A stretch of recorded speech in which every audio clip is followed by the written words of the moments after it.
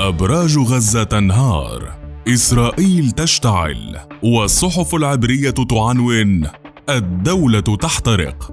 أيام ساخنة تعيشها الأراضي الفلسطينية بالكامل بين قصف صواريخ حماس باتجاه تل أبيب وغارات إسرائيل على غزة. وبينما توجه حماس صواريخها على كامل نفوذ سيطرة إسرائيل، تركز القوات الإسرائيلية على أهداف بعينها. هي ليست عملية رد اعتبار وليست أهدافا عسكرية في ذات الوقت، إنما عملية تدمير لها آثار قريبة وبعيدة المدى في آن واحد.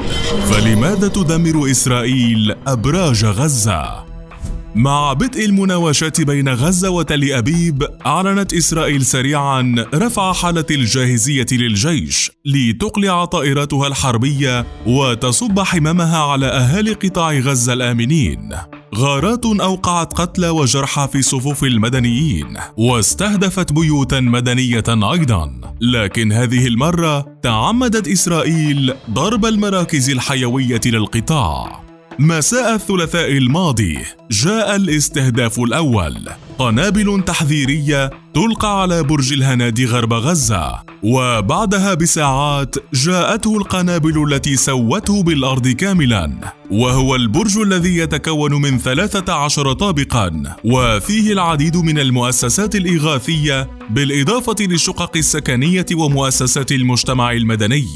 وفي فجر الأربعاء وصل الإنذار الأول لبرج الجوهرة، والذي يتكون من 9 طوابق ويضم شققا ومكاتب تجارية، ويقع في شارع الجلاء وسط غزة. إنذار بإخلاء المبنى، تلاه قنبلة تحذيرية، والهدف المعلن تدمير البرج. وبالفعل استهدفت طائرات تل أبيب الحربية البرج لتحوله إلى كتلة من الرماد.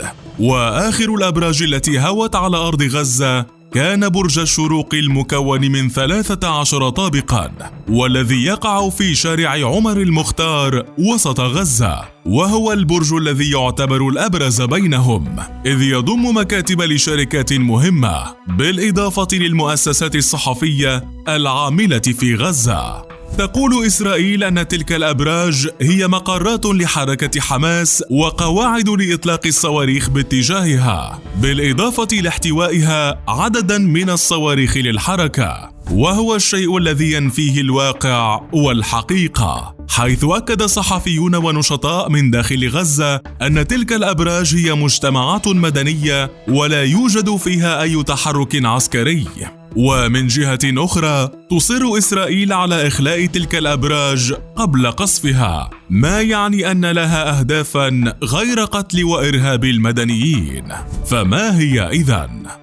عملية استهداف الأبراج لم تكن حديثة العهد، ففي عام 2014 دمرت إسرائيل برج الظافر 4 في غزة، والذي كان يضم 14 طابقا ومن أبرز المراكز الحيوية بالمدينة. وفي عام 2015 دمرت برج الباشا ومعه برج المجمع الإيطالي، والتي بدورها كانت أكبر وأضخم من بقية الأبراج، ما يؤكد أن الاحتلال لديه أهداف يعمل عليها منذ سنوات. فتلك الأبراج هي في الواقع مشاريع ضخمة وفي ذات الوقت مكلفة ماديا، وقد احتوت أبرز الشركات ووسائل الإعلام في القطاع، ناهيك عن سكانها الكثر والذين يعتبرون من أصحاب الحالة الميسورة، وهم الطبقة التي تحرك المال في غزة وفق خبراء. وباستهداف تلك الأبراج سيتم تشريد مئات العوائل، ما يعني وضعهم في خط الفقر بتفجير قنبلة واحدة.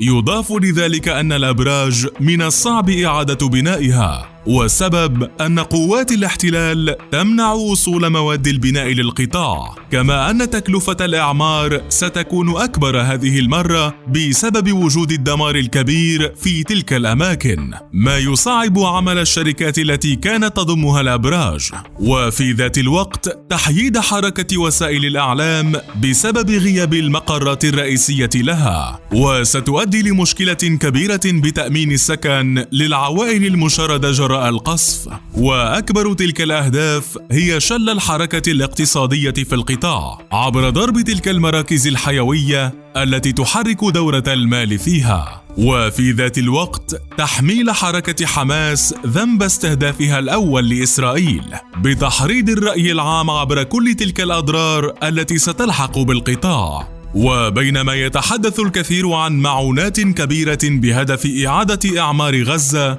يشير الواقع إلى صعوبة إعادة الإعمار ليس لأسباب مالية فقط، بل لأسباب سياسية وعسكرية. ويضاف لذلك أن الأضرار ستلحق بأبنية سكنية أخرى، ما يعني أن القطاع سيكون بحاجة الكثير غير إعمار الأبراج. فكيف ستخرج غزة بعد تلك الهجمات العنيفة؟ وهل ستكون قادرة على العودة للحياة؟